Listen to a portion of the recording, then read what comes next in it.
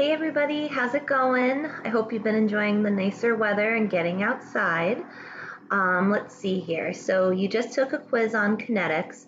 What I've decided to do at this point is we're going to move on and we're going to start a new unit, which is called organic chemistry. And the reason I really want to make sure we spend enough time on this unit is for some of you, this unit is going to be important as you move on with your education, especially if you think you're going to be taking chemistry in college. So let me elaborate a little bit more on that. So let me pull up this PowerPoint. I will say usually people tend to like this unit, but it does require some practice to get good at it. So make sure you watch these videos all the way through, and then of course if you have questions, you let me know. All right, so today we're just going to do a basic introduction to organic chemistry. This is a foundation which we're going to build on as we move through this unit. So please, if anything doesn't make sense, make sure you shoot me an email or come to one of my video Q&As. All right, so why did I mention for some of you this unit is going to be important? Well, most of the time this year we've spent so far on chemistry has been on two of the three branches. So we've spent a lot of time on inorganic chemistry, chemistry of non-living things, which I'll elaborate on in a second, and physical chemistry. So that's a lot of things like temperature changes, thermal energy, things of that nature that we've talked about. So that leaves this whole other branch of chemistry, a whole third of it, which is known as organic. If you think you are going to go into any medical profession, whether it's human medicine, animal medicine, dentistry, you name it, you are going to have to take at least one, probably 2 semesters of organic chemistry in college. As you can see, the top medical schools all require at least some amount of organic chemistry. Organic chemistry applies to many aspects of life. It basically is involved in any sort of new drug synthesis. So if you want to make or create new drugs to help humans, animals, whatever, organic chemistry is going to come into that a lot. It's in the food that we eat. It's in the gasoline that we use to power our cars. Basically, it has many, many, many applications in our everyday lives and in potential future careers for many of you. All right, so organic, what's it all about? Well, it's about carbon. So organic chemistry is basically the study of carbon and compounds that carbon makes. So carbon is interesting because it can be found not only in our own bodies, in the carbohydrates we eat for energy, the lipids in our fats, proteins, nucleic acids. Carbon is also the foundation for a lot of our medicines. This is a common antibiotic, amoxicillin, and these red atoms you see in the structure, those are carbon atoms. So you can see primarily the main atom in amoxicillin is carbon. If you drive a car or any vehicle that uses gasoline or diesel, you can thank carbon because the molecules that provide those vehicles with their energy to basically work are carbon-based molecules. So this is a diesel molecule. It's basically a long just chain of carbon atoms. The black spheres here are the carbon atoms. This is a gasoline molecule, and this is a methane molecule, which is like natural gas.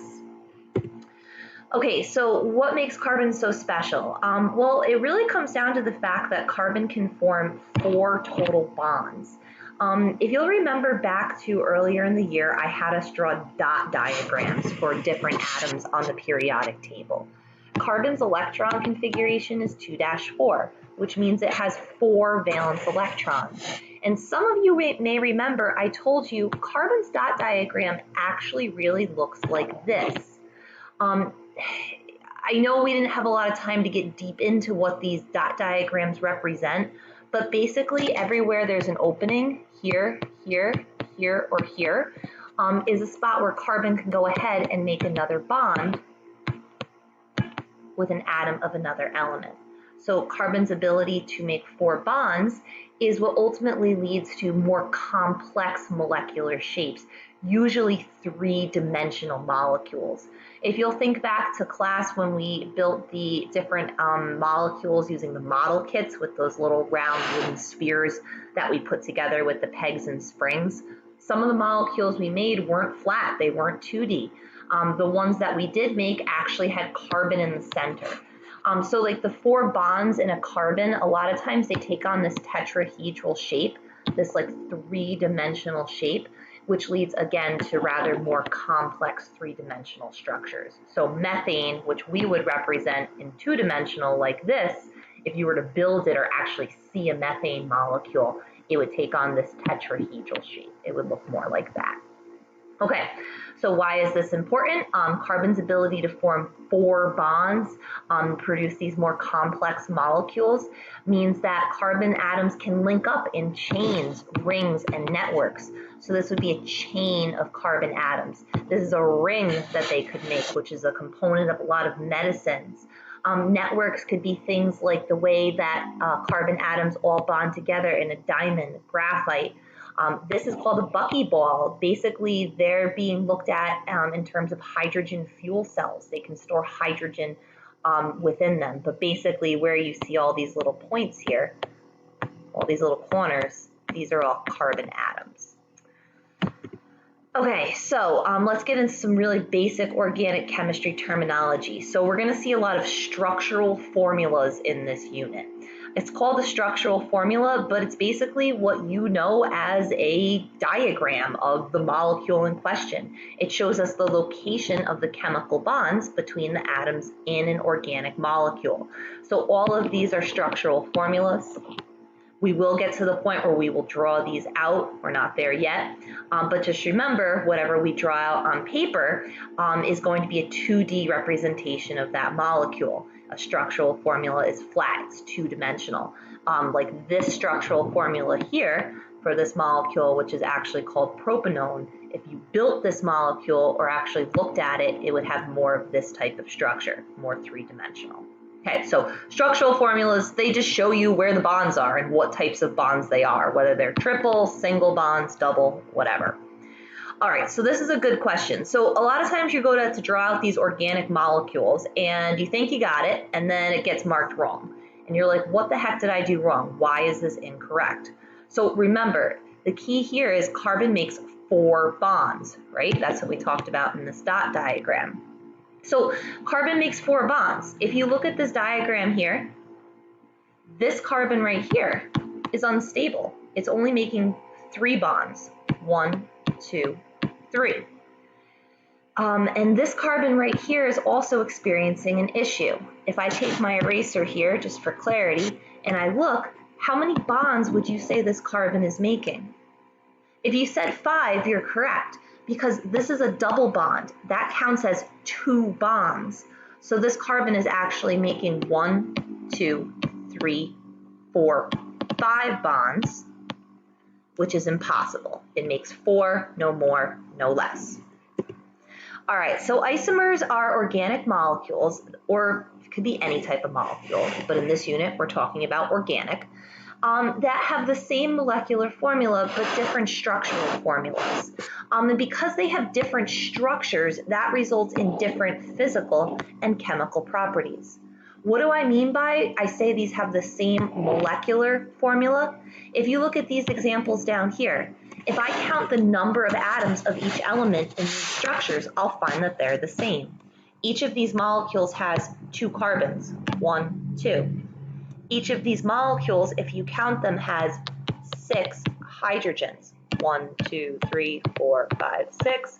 1, 2, 3, 4, 5, 6. And lastly, they each have 1 oxygen atom. It's right here and right here in that molecule. So their molecular formulas are the same. They have the same number and type of each atom within their structures. But as you can see by the structural diagram shown, the structures of these molecules are clearly different. This molecule right here on the right has a central bonded oxygen. This one over here has an OH group that's bonded on the right-hand side of the molecule. So isomers, same formula, different structures. If you'll remember, I said that isomers have different chemical and physical properties. These 2 molecules, propanone and propanol, are isomers of each other. They have the exact same molecular formula. They each have 3 C's. And if you count them, they each have exactly 6 H's and 1 O. Their structures are different In propanone, the double bonded O is central. In propanol, the double bonded O is over there on an end carbon. Simply moving the position of that double bonded O gives these substances very different properties. Propanone is nail polish remover, and propanol is an ingredient that's found in a lot of blood pressure medications. So, same molecular formula, different structures, leads to different properties. Okay, so this is important. It basically says which formula is an isomer of this compound. So if you look at this compound, you're thinking to yourself, if it's an isomer, it has to have the same molecular formula. I'm going to go ahead and eliminate choice C. Why am I doing that? The molecule in question just has one oxygen atom in its structure. This one here has two. Since it doesn't have the same number of oxygens as the molecule in question, this cannot be an isomer because it does not have the same molecular formula. If we were doing this in class, a lot of you would tell me choice A was the isomer. It has the same number of atoms from each element, and it may look initially like the structure is different. It's not, though. Choice A is what we call a mirror image. Organic chemistry can be challenging for some people because it takes a lot of imagination.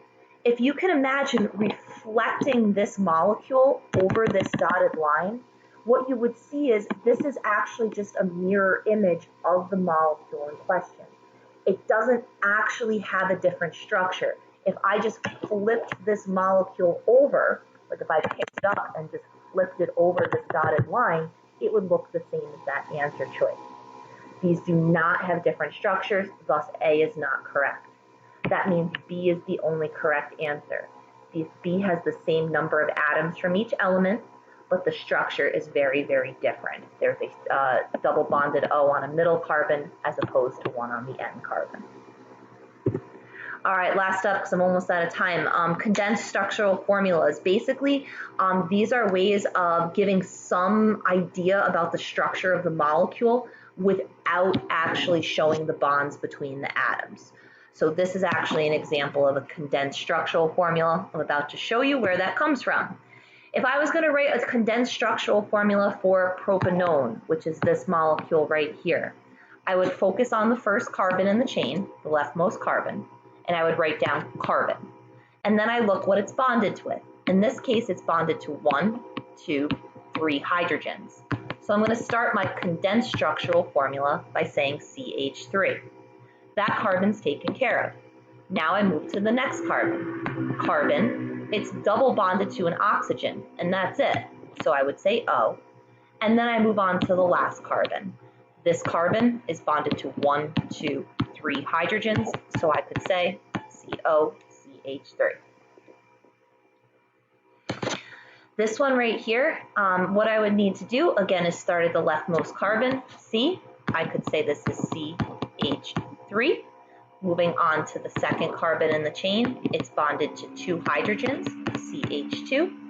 The last carbon in the chain is bonded to an oxygen and a hydrogen. Conventionally, you write the hydrogen first, and then whatever else is bonded to that carbon. In this case, it's an oxygen.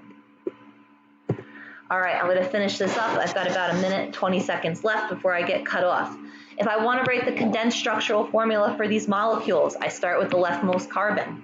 This carbon is bonded to 2 hydrogens. You write the hydrogen first, and 1 Cl. So I would write, CH2Cl. The second carbon in the chain is bonded to 1 hydrogen, so CH. It's also bonded to a chlorine, so I could say Cl.